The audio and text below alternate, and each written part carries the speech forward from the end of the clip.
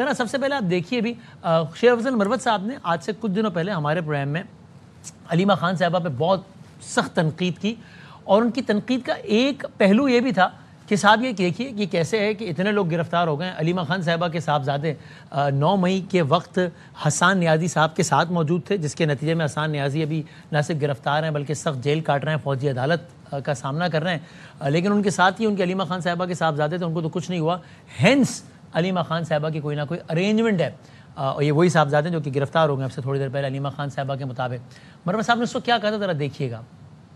شیر شاہ جو ہیں وہ کور کمانڈر کے گھر کے کیس میں نامزد ملزم ہیں۔ مئی کے مہینے میں ہی اس کا بیٹا جو ہے وہ لندن وارد ہو گیا، پھر دوسرے بیٹے کو بھی بھجوا دیا۔ اب یہ واپس آ گئے، حضرت دندنا سے پھر رہے ہیں، کبھی کوٹ لکھپت جیل، کبھی کچہریوں میں، کبھی اسلام آباد ہائی کورٹ۔ نہیں اس نے ضمانت کی ہے، نہیں یہ گرفتار ہوا ہے۔ یہ بتا دیں کہ یہ اس کا بیٹا جو ہے وہ گرفتار نہیں ہو رہا ہے، دوسری بہن کا بیٹا جو ہے بیچارہ ابھی تک رول رہا ہے، تو لہذا ایجنسیوں سے تو معاملات اس نے طے کیے ہیں۔ ہم ذرا آغاز شیر افضل مروت صاحب سے کرتے ہیں، اور پھر ذرا ہم تجزیاتی رائے کے لیے مظہر صاحب ہیں، مظہر عباس صاحب ہیں، گریٹفل عامر الیاس رانا صاحب ہیں، برادران مطہر کاظمی صاحب ہیں، حسن ایوب صاحب کو بھی زحمت دیں گے، انہوں نے کیا D J S P R صاحب سے ملاقات بھی ہوئی ہے اسی حوالے سے۔ مروت صاحب السلام علیکم۔ وعلیکم السلام جی بدامی صاحب، شکریہ وقت دینے کا۔ سر آپ تعبیر کرتے رہے علیمہ خان صاحبہ کے بیٹے کے گرفتار نہ ہونے کو علیمہ خان صاحبہ کے ڈیل ہونے سے۔ اب سے کچھ دیر پہلے آپ نے بیان دیکھا ہوگا، گھر میں لوگ داخل ہوئے، ان کے بیٹے کو لے گئے ان کے مطابق۔ اگر رانا ثناءاللہ صاحب کہتے ہیں کہ پنجاب پولیس نے تردید کی ہے کہ ایسی کوئی گرفتاری نہیں ہوئی، کیا کہیے گا آپ؟ گزشتہ پونے 3 سال میں ہزاروں لوگ بشمول بچے اور خواتین سیاسی وجوہات پہ اغوا ہوئے۔ خود میرے بڑے بھائی کو اغوا کیا گیا، میرے سالے کو اغوا کیا گیا اور نامعلوم افراد نے، اور بعد میں ان کی لاش ملی۔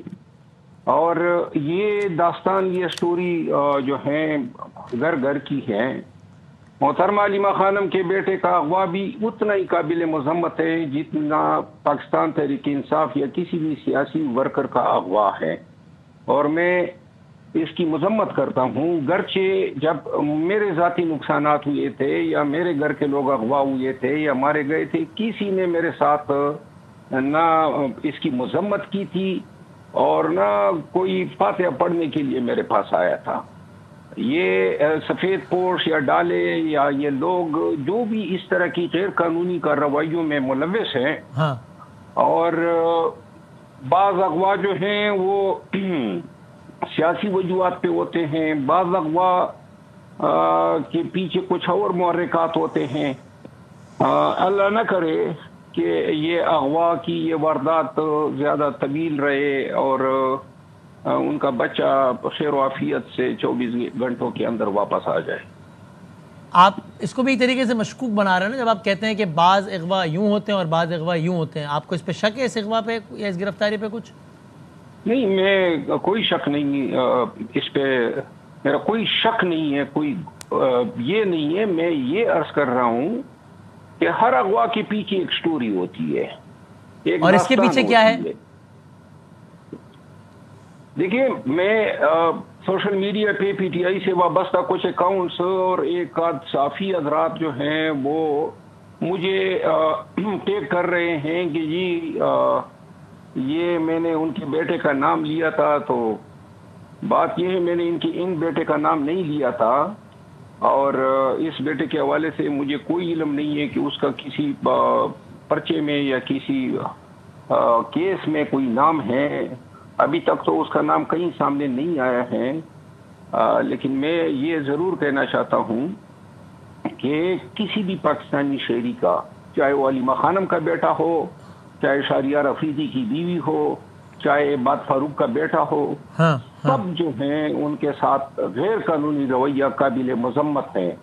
اور میں یہ ضرور کہنا چاہتا ہوں کہ اللہ کرے 24 گھنٹوں کے اندر جو ہیں ان کا بیٹا واپس آ جائے۔ بعض لوگ جو ہیں وہ آپ کے کچھ کمیونٹی کے لوگ تھے جو مہینوں جو ہیں گمشدہ رہے، اللہ کرے کہ یہ نوبت نہ آئے۔ آپ ساتھ ہی وہ جو شکوک کا آپ نے، بلکہ شکوک کا نہیں، اس سے آگے بڑھ کے آپ نے یقین کا اظہار کیا متعدد بار کہ علیمہ صاحبہ کے تو معاملات طے ہیں، آپ اس سے ایک قدم پیچھے ہٹتے ہیں؟ چونکہ یہ بھی ایک روش بن گئی ہے نا پی ٹی آئی میں ہی کہ جس کوئی بھی کسی بھی وجہ سے بھی اگر باہر ہے تو وہ ملا ہوا ہے، اس پر الزام لگا دیا جاتا ہے؟ دوبارہ دہرائیے آپ کا سوال کیا ہے؟ میں کہہ رہا ہوں جس نوعیت کے الزامات آپ نے لگائے تھے علیمہ صاحبہ پہ، ان پر آپ قائم ہیں آج بھی کہ جناب معاملات طے ہیں ان کے؟ اگر وہ ان الزامات پہ قائم ہیں جو انہوں نے میرے خلاف لگائے تھے، میں نے تو اپنا جوابی دفاع کیا تھا. اگر وہ قائم ہیں تو میں تو مرتے دم تک قائم رہوں گا. اس کا مطلب ان الزامات کی کوئی اساس یا بنیاد نہیں تھی، انہوں نے آپ پر لگایا تو آپ بولتا نا کہ تم چور ہو، تم چور ہو، جو بولتا ہے وہی ہوتا ہے. تو اس کا مطلب یہ ایک ذاتی رنجش تھی ان الزامات کے پیچھے. میرا خیال ہے میری ان سے کیا رنجش ہو سکتی ہے؟ میں نے کبھی زندگی میں اس کا راستہ نہیں کاٹا، وہ شروع ہو گئی تھی. میں نے اب محترمہ کے چونکہ آج یہ واردات ہوئی ہیں تو ان کے گھر میں غم ہوگا. ہم نے تو یہ غم کئی دفعہ دیکھا اور بھگتا.